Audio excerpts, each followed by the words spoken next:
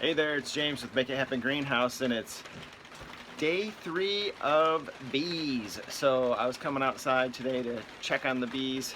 It's early in the morning and we got some rain. So you can probably hear that hanging off the top of the greenhouse here behind me. So I think the bees are all hunkered in their hive, so we're gonna skip that for now. If it warms up later today, we're gonna go in there and take a look and see if the queen actually gnawed her way or the other bees helped her gnaw her way out of her little cage.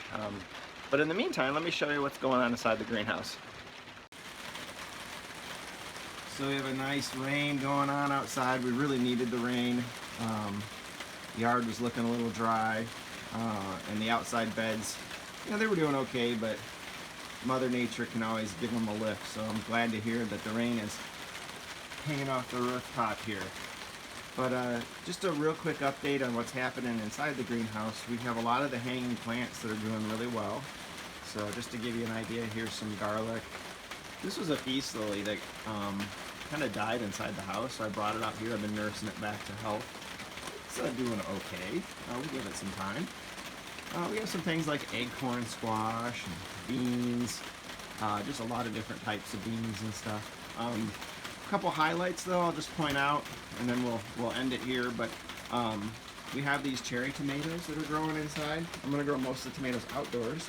I started these inside, trimmed them up, and they're looking really great, and there's already some fruit starting to produce on the vine, so that's good, a good start. And then we have our sweet peppers growing in here. They got a little bit of marks on the leaves, attacked by the roly-polies, I believe. So we're trying to control those a little bit, but I'll just show you real quick. The peppers are really long and narrow, and they're growing so fast that they're actually hitting the ground. So I just put these little post-it notes there to kind of make sure they don't rot as they hit the dirt. So, but they're doing really well. So it looks like if I just glance through here, I might have a few more pieces of paper I want to put down just to make sure that they don't rot. So excited for those to get a little bit bigger, turn some color, and then we'll pick them. We added the banana plants this year. So if you recall from before, over winter we lost our banana plants, so we're gonna give it another go. And you know, that's the whole idea behind this pit you see here, is when these banana plants get really tall, we're gonna drop them into the pit, and then we're gonna put some special plastic up and stuff like that to keep those really warm over winter so they don't die again. We have a nice lemon plant growing in here. We did a transplant with that and all the leaves fell off, so I was a little concerned, but since then it has flowered. All the leaves have come back, so that's a real nice success. We have a whole bunch of olive plants that are doing wonderful. So you see this one, and here's one in a pot. We also have some olives up top here, so they're doing great. A little cauliflower growing in a pot. I need to thick thin that out. We have some honeydew melons going. Here's some Brussels sprouts. So I know I'm just racing through this, but I just wanted to give you an update. So if we zoom back here, you can just see that things are really going well.